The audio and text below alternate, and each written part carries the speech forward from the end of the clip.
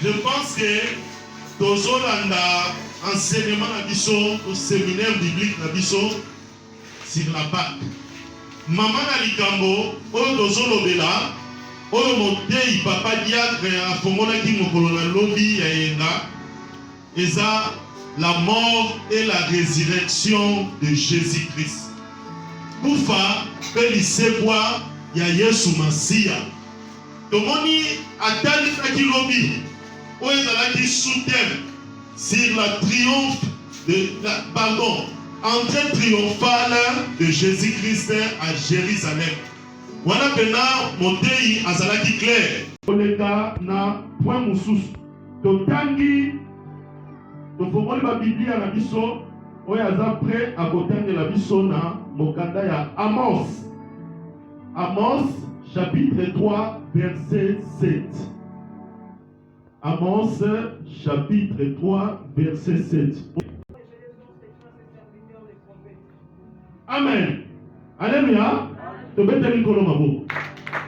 Balobi ete nkolo asalaka eloko te sans pourtant arevele mabomba miwana epai ya basakoli na ye. Soit sans que alakisa mabomba miwana epai ya basali na ye. Yango sous-thème na biso tokolobela lelo concernant grand thème tozali kolanda. Tokolobela sur les choses prédites par Jésus-Christ. Les choses prédites par Jésus-Christ. Makambo oyo Yesu Masiya amilobelaka. Makambo oyo Yesu Masiya amilobelaka. Yesu Masiya alobaka makambo nini? Yesu Masiya alobaka makambo nini? Yango tokomona na pokwa lelo. Soki totali le mot prédit ezouta na verbe prédire. Donc koloba eloko moko en avance. C'est comme déjà une prophétie. Et monise. Donc qu'on prévenir koloba eloko moko esengeli ekoma.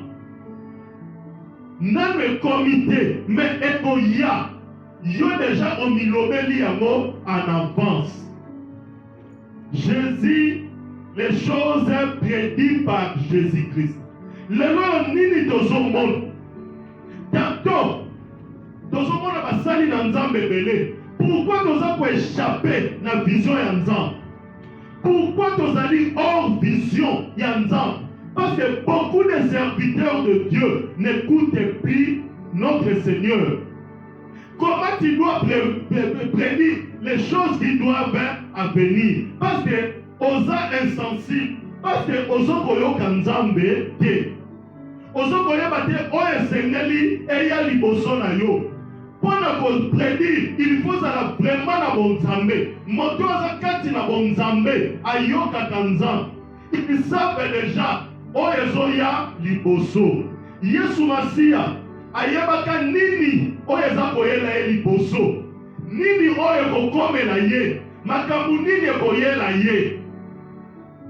Jésus-Christ le savait déjà. Parce que azalaki kati na bonzambe, abandaki koyoka mingi Nzambe. Il était à l'écoute de Dieu. Aujourd'hui les serviteurs de Dieu bayokaka lisusu Nzambe te. Bayokaka lisusu Nzambe te. Oui, tu es pressé de créer un ministère. Oza kokende mbamu soit kosala ministère. Est-ce que tu as écouté Dieu? Oyoki Nzambe. Est-ce que Nzambe mutatindi yo alobeli yo kende kosala ministère? Toi la question que non okosala eloko boy. C'est pour cela beaucoup de serviteurs de Dieu ils échouent. Baza ko échouer parce que azoye bate o ezali prédit liboso na bango.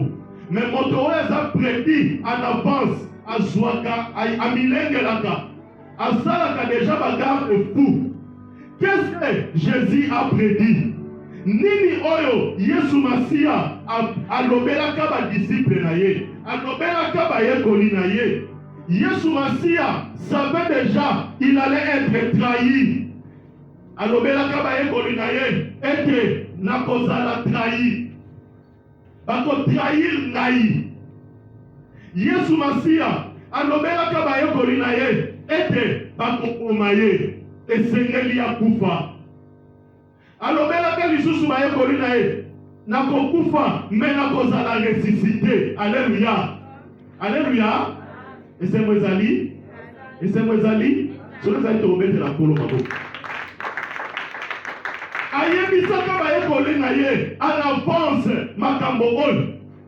Eza likambo oyo ayebaki ntango ekokoma bayekoli na ye bazala panike te, babitungisama te, parce que déjà alobelaki bango, aprédire bango déjà en avance, ayebisi bango déjà ete ngai mwana na moto esengeli bayekola ngai, bateka ngai po ete bayeba koboma ngai, mais dans 3 jours nakosembo.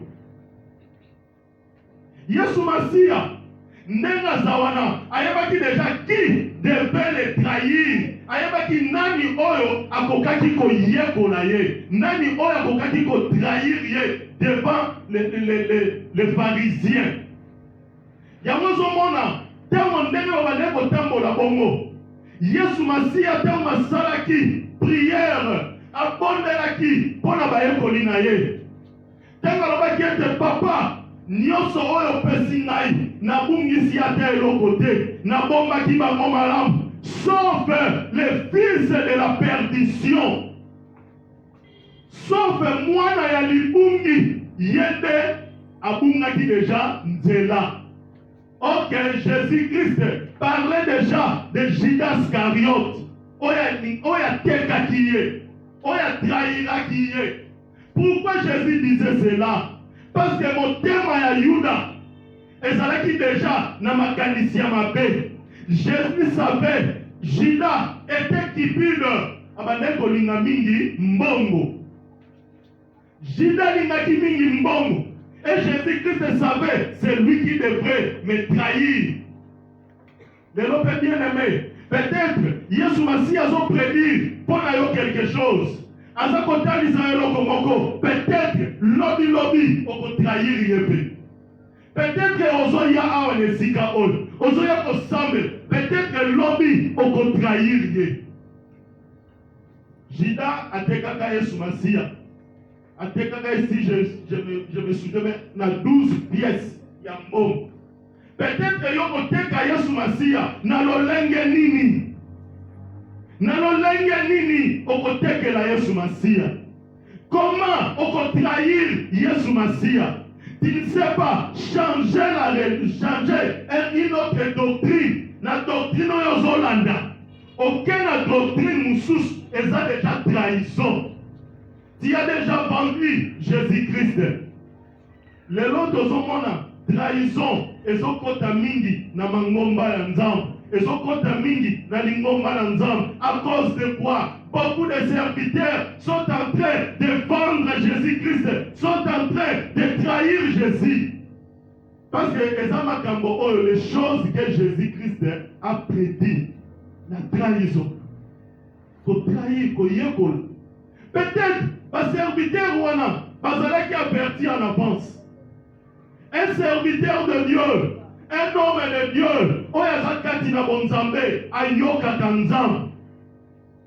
Ayebaka déjà, parce que la Bible lobby, jamais Nzamba salaka makambo sans pourtant avertir basali na ye. Likambo nyonso ezoya en avance, oyo ezoya liboso, Nzambe amilobelaka yango epai ya basali na ye. Bokeba likambo oyo ezali kokoma, bokeba likambo oyo ezali koya. Je crois bien, dans l'église, dans notre église EPJ1, Nzamba ute koloba, kebokeba na biyoka, yoka. Alléluia. Donc, keba na biyoka, yoka. Et ce que je peux vous dire, je suis témoin. Yamwezo koma. Yamwezo koma.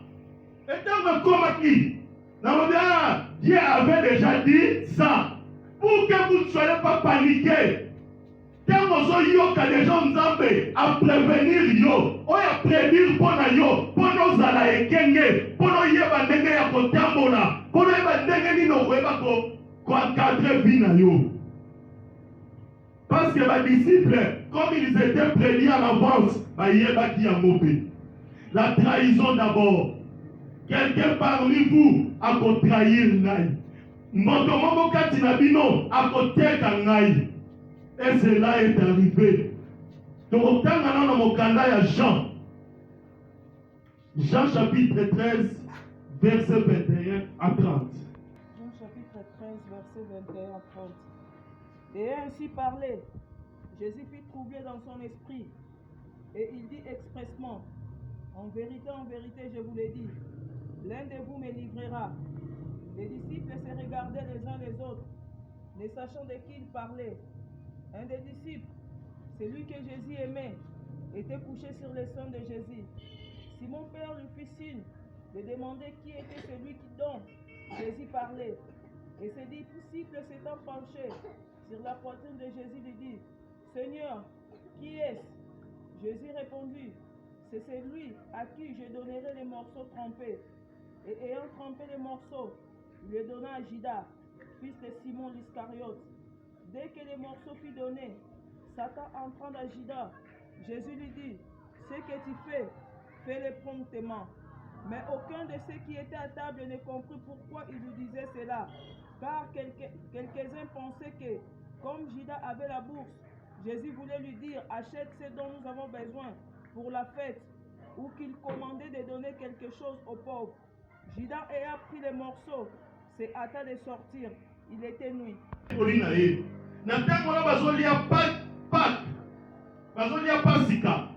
Alors, Yesu Massia est troublé dans son esprit. Alors, bien que Moko Katinabino a côté Kangai, Moko Katinabino a trahir nga.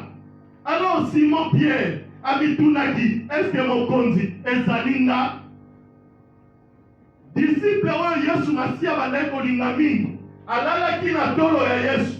Alors, Seigneur, est-ce que Zalinga? Yesu alobi moto oyo tokotiana nzela moko loboko na kati ya bino tokotia lipa na kati ya bino iwana nde ye. Alors ntango Yesu Masiya akotisi loboko, Judas Iscariote mpe akotisi loboko. Alors Yesu Masiya alobi ete oyo olingi kosala sala yango mpenza na lombango mpenza, sala yango na lombango mpenza. Subitement, Judas atelemaki pe abimaki libanda akendeki. Alors, bayeko libakanisa ki lokola Yuda, yemo to banaki ko tenir bourse, donc les sacs. Yemo to banaki ko tenir la caisse ya mbongo ya contribution.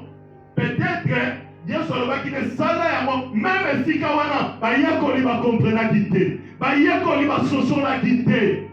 Bango bakanisaki ete Judas lokola bandaki kobomba mbongo, lokola kese ezalaki na maboko na ye. Ntango Yesu Masiya alobaki ne sala yango na lombango, bango bakanisi ete Yesu Masiya ayebisaki ete asala na lombango mpona babimisa mbongo basunga babola.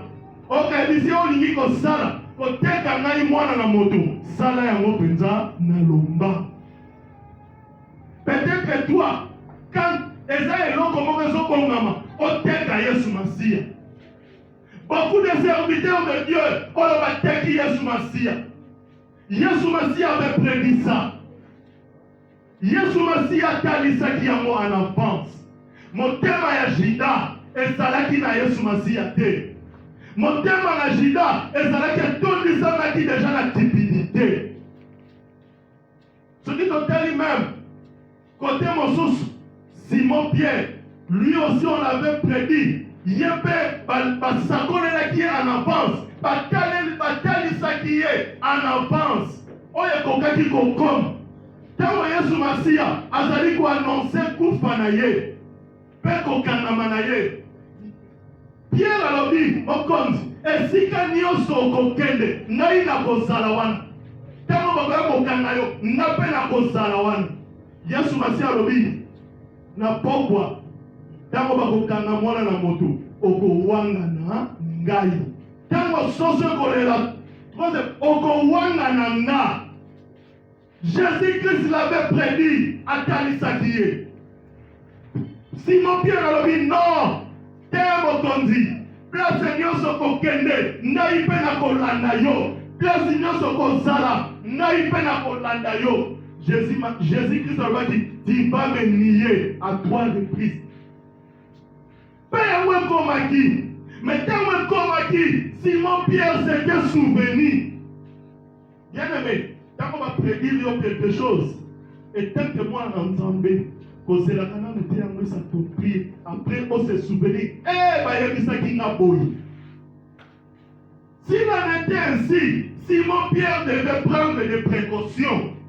Natamo na joba ndeko yako tunaye. Je pose à la kina Yesu Masia. Alingaka se souvenir, alingaka wanga na Yesu te. Mais qu'est-ce qui est arrivé en Simon? Bon, c'est une parenthèse. Ce qui totali kati na Simon Pierre. Mon thème ya Simon Pierre, elingaki Yesu Masia mingi. Mon thème ya Simon Pierre, elingaki Yesu Masia. Mais nzoto, elingaki Yesu te. Nzoto ya Simon eboyaki kosouffrir na Yesu Masia, mais motema ezalaki epa na Yesu Masia. Yango moni amonaki nakufa kama pena ye Simon Pierre azoloba epa na Yesu Masia ke maître esika nyonso kozala, esika nyonso bakokanga yo nga mpe na kozala wana. Abande koloba ngo na jete motema mpenza banda kowuta na motema, mais nzoto elingaki Yesu te. Beaucoup de chrétiens sont comme ça. Mon thème est lié à mon Yesu. Mais nous autres est lié à Jésus. Alléluia. Alléluia. Mon thème est lié à Jésus. Mais nous autres est lié à Jésus. Mon thème est il fallait que de l'osambo. Il fallait que de l'osambo.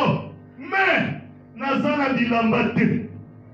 Nazana bilambate. Donc nous autres elingi Yesu te. Nazali eloko kolata te. Beaucoup de chrétiens oyo peta mo Yesu azo prédire yo ke okowanga na ye. Combien de chrétiens oyo bawanga na ka Yesu Masia. À savoir que nous les chrétiens, identité na biso même olobi yango te. Moto oyo paza na bonzambe bayebaka te oyo pe aza chrétien. Alléluia. Bayebaka. Yo peut-être aux chrétiens, aux sala eloko moko ya mbindo. Ya mabe oyo koki ko plaire nzambe te. Peut-être batu bamoni yo, bayebi yo. Na yo pe frère. Na yo pe sœur. Nani mon frère. Nani mon sœur. Owangani carrément Yesu Masia. Simon Pierre, qui s'est en avance. Jésus-Christ l'avait prédit que Okowanga. Mais Simon Pierre, aniaki na moment anatiaki temba lobi mokonzi, il s'agit kokufa na pe na kokufa na yo. Mais tembe loko ane komaki. Heureusement que Simon Pierre s'était souvenu. Comme on thème na ye, elingaki Yesu Masia. Simon Pierre a se souvenaki pe alelaki. A sengaki bolimbisi. A reconnaîtraki. A se souvenaki na maloba oyo Yesu Masia a talisaki ye en avance. C'est différent avec Judas Iscariote. Judas Iscariote, son corps aimait Jésus. Parce que alanda Yesu Masia. Jésus a dit les 70 disciples en mission va chasser les démons. Judas Iscariote aussi était là. Mais mon thème il y a Judas et l'ingaki Yesu te. Ce qui mon thème il y a Judas et l'ingaki Yesu Masia. Tellement tête qui est, tellement se souvenir qu'il a sali ma paix. Oui, il s'était souvenu. Mais au lieu de demander pardon, à Senga Bolim ici. Il y a quelqu'un qui peut se pendre. À quelqu'un qui peut midi. Mais attention, quand on parle de la pendaison, ce n'est pas amitié ici. Ami bois qui n'a pas songe. On attend à Caravana, on a la forme de la pendaison. Alléluia. Judas Iscariote, comme déjà, Jésus-Christ a dit, sauf le fils de la perdition. mwana libungi. Judas Iscariote akendeki komitiendika mibomaki. Il a se suicidaki. Pe abungaki libunga na ye ekokisamaki mbango. Parce que mon terme elingaki Yesu Masia te. Na ata asala, il allait demander pardon. Mon terme ezalaki attaché par Yesu te. Beaucoup de chrétiens aussi. Ceux que le cœur ne sont pas attachés à Jésus-Christ. Basali na nzambe belé. Nzambe alobela bango. Parce que nous avons dit, nous avons passé la likambote sans avertir basali. Amona déjà na bonzambe, na omniscience na ye, na omnipotent na ye, na omniprésent na ye. Amona que mosali oyo, peut-être loko moko ekokomela ye liboso. Kosala boyete. Tantôt alobeli à travers certains serviteurs, alobeli à travers baumbu mususu, baye koyebisa yo mais okipe yango te, obeti yango kara. Peut-être lelo tozomona basali na nzambe belé, oyo batrahir Yesu Masia, oyo bakoti baloge. Peut-être nzambe avertissant bango déjà, aprévenaka bango déjà, alobelaka bango déjà en avance, mais il n'était pas sensible. Bazalaki sensible.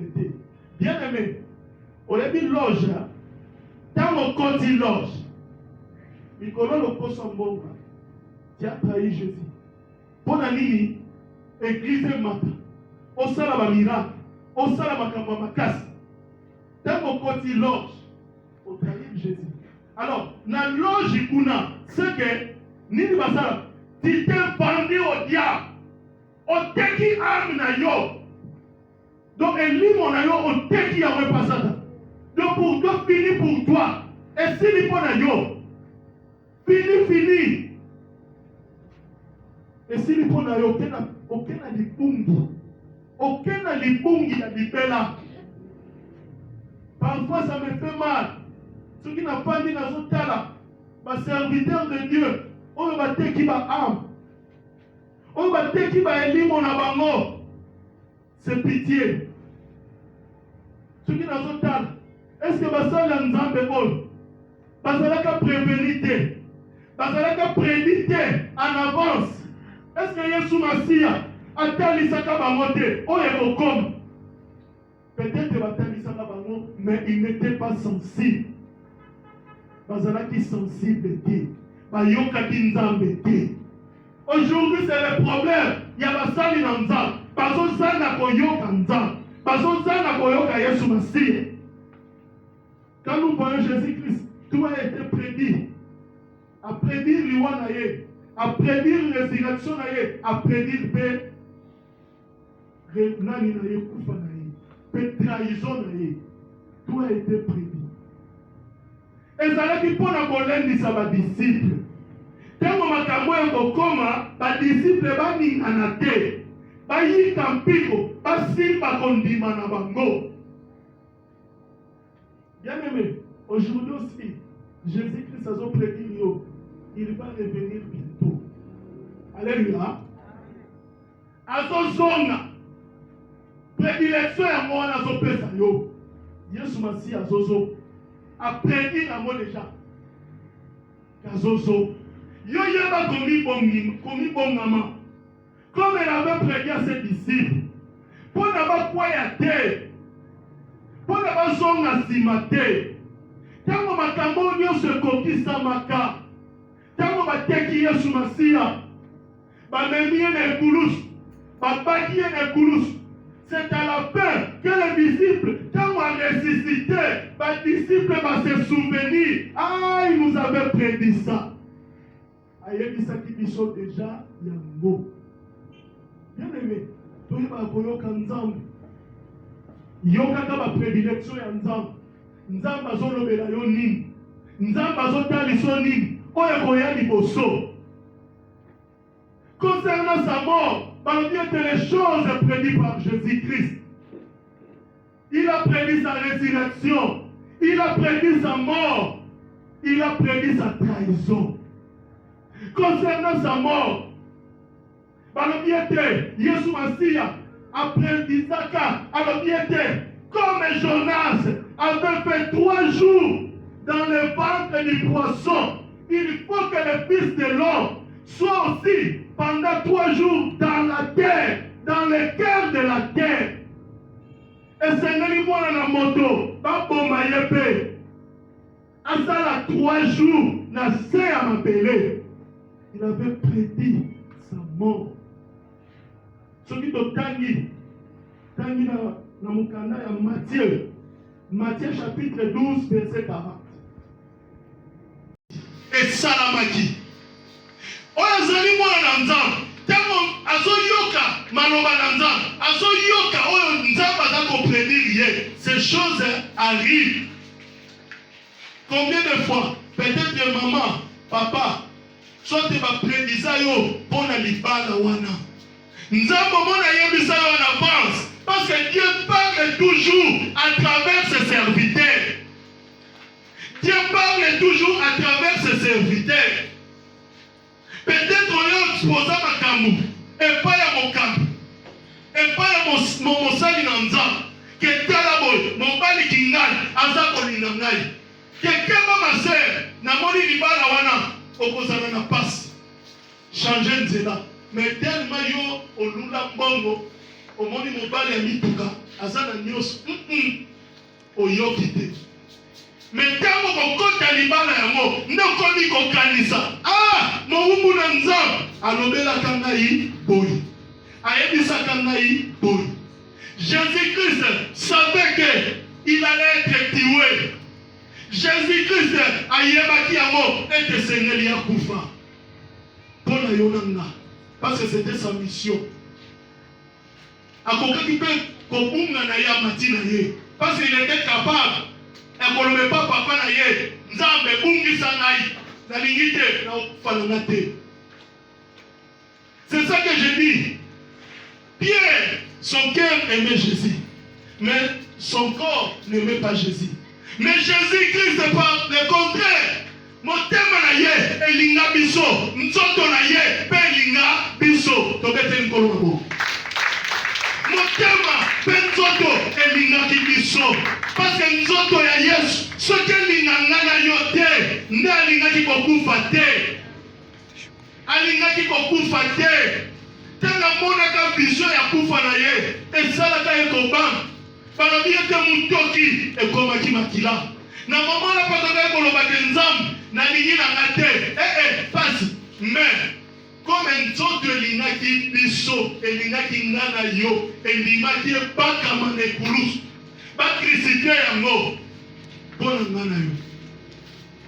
Jésus-Christ avait prédit sa mort.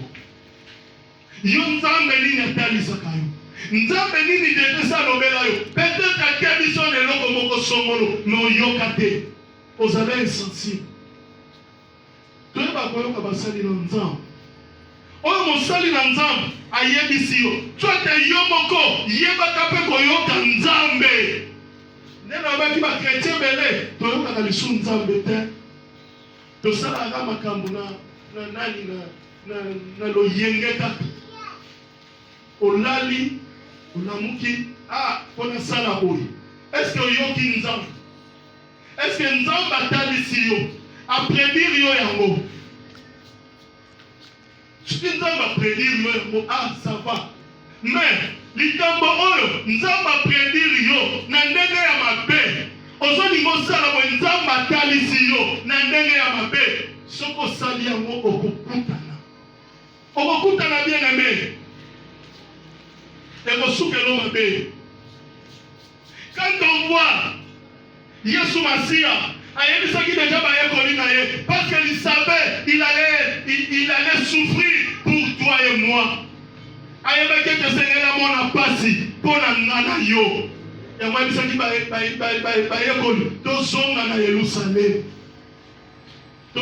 Jérusalem. La mort de Jésus-Christ n'était pas en vain. Bible nous dit, si Jésus-Christ n'était pas mort, notre foi sera en vain. Ce qui est sous Masia, a koufakate, ponangana yo, kondima na biso n'ekosana ya pamba. Mais aujourd'hui, si nous croyons, parce que Jésus-Christ est mort pour toi et moi, a akufaki mpo na nga na yo.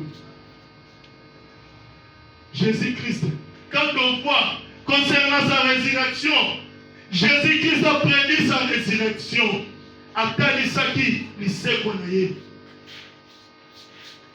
Pe, soki totali nano concernant kufa. Alobaki ete, le berger sera frappé. Berger bakobeta ye, pe bapate ekopanzana. Bapate ekopanzana. Tomoni kufa na Yesu Masia. Azalaki presque abandonné à lui-même. Tous les disciples étaient dispersés. Même Jean, les disciples qui l'aimaient beaucoup, akimaki. Mitema elingaki na Yesu, mais nzoto elingaki Yesu te. Kutu na Biblia bazokoloba ete tango baye kosala l'arrestation ya Yesu, il y avait parmi eux les jeunes disciples. Tango balingaki batia ye maboko, il a pris la fuite. Ni alobi akimaka bolumbu. Marc chapitre 14 verset 27 à 31. Marc chapitre 14 verset 27 à 31.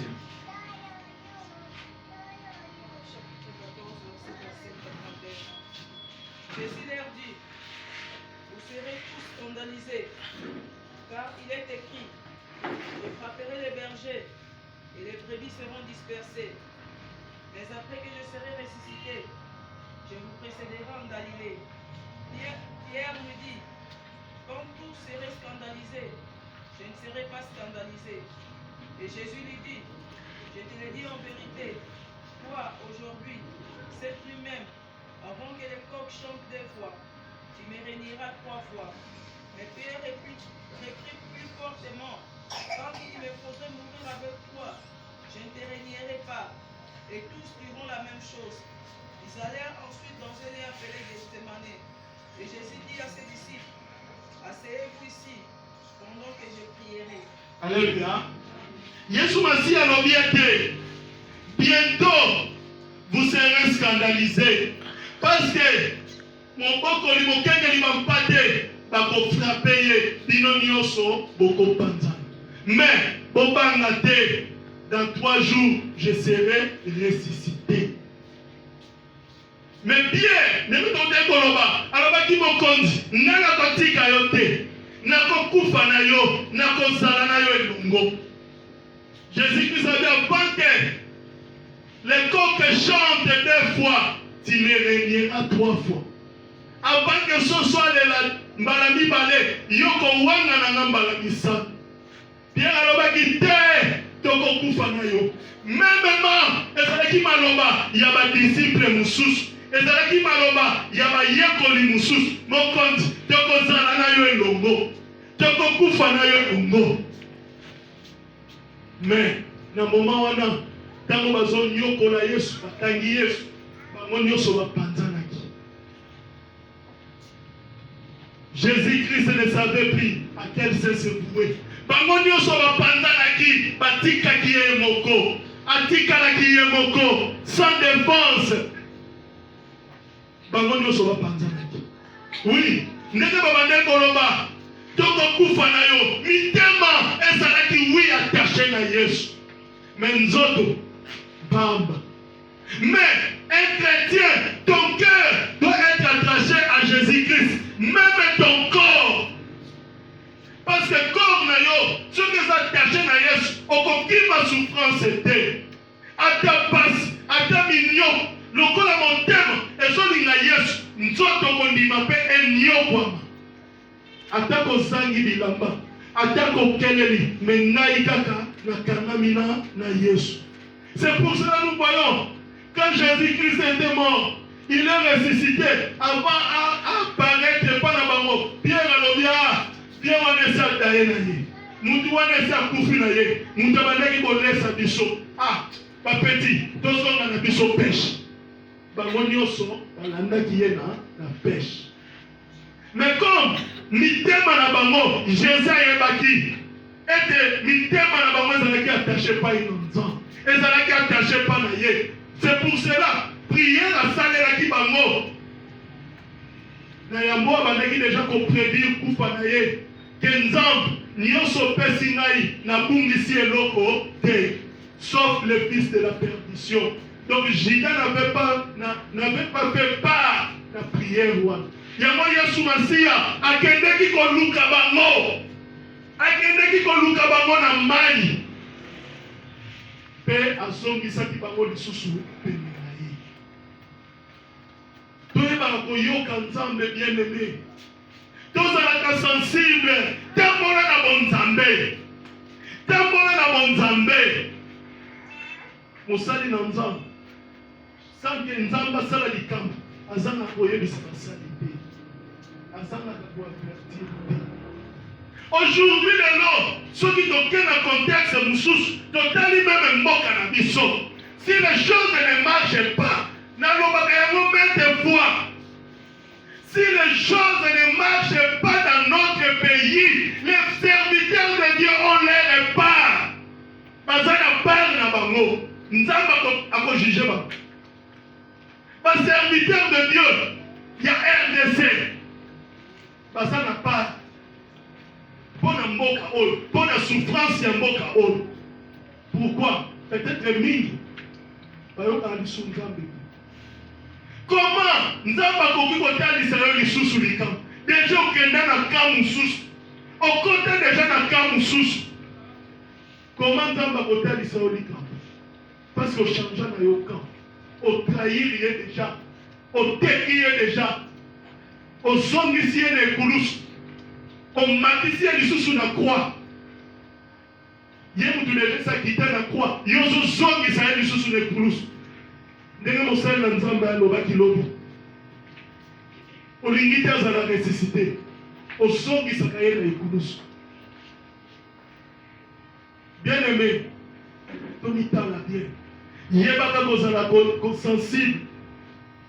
Tiaka litoi na yo mpona koyoka baprédilection ya Nzambe, ya nkolo. Même dans nos prières, moi je dis toujours, ntango tobondelaka, ntango obondeli. Bien-aimé, kozala nanu presa koloba amen te. Vanda nanu moi, attends ne plus que 30 secondes, ne plus que 1 minute. Yokanza. Peut-être alinga prédire yo likambo moko ekokoma. Alinga talisa yo likambo moko ekoya. Ozala nanu précédé. Yeba kozala sensible na vie na yo. Tango fandi boye, zalaka toujours concentré. Pona koyoka Nzambe. Nini ezoya. Nini ezokoma. Nini ezo prévenir. Nini ezoya liposo. Dans le chapitre Souka, Jean, chapitre 2, verset 18 à 22. Tumasia, dans ma côte qui na tembelo, n'est monté à Talisa qui bisolobi. À côté na Jérusalem, à quel kuta, pas comme ici ndako ya Nzambe, esika ya kosala mombongo, esika ya kotek, esika ya kosala makaku na ndenge. Balobi ya azwaki fimbu, apanzaki bavandere nyonso na temple, apanzaki bango nyonso. Pe balobi na momala bamemelaki yo baveugle, bato bakufa miso, abikisaki bango. Bajuif batunaki ye motuna, bayuda batunaki ye motuna. Balobi miracle nini olingi kotalisa biso? Yalobi ete odétruire temple oyo. Pour détruire le temple oyo, na kotombola yango, pe na kotelemisa yango dans 3 jours. Dieu pas comprendre qui à côté. Pas comprendre qui à côté. Parce que notre Seigneur Jésus-Christ parlait toujours en parabole. Comprendre qui peut mettre. Par le tiens, ndako na Nzambe oyo, temple oyo, pone tongama, et ça la 40 ans. Pone si. Et bon, nous avons beaucoup yango na mokolo moko okotelemisa yango na mikolo misa. Il ne savait pas que Jésus parlait de son corps, parlait parle de son corps. C'est pour cela, quand Wakoufi a séduit, il avait prédit ça. Il parle de son corps. Ses disciples étaient souvenus quand Moïse a séduit. Quand Moïse a séduit, il dit, ah oui, mon conduit a yébi sa kibiso yango. Mon conduit a tali sa kibiso yango.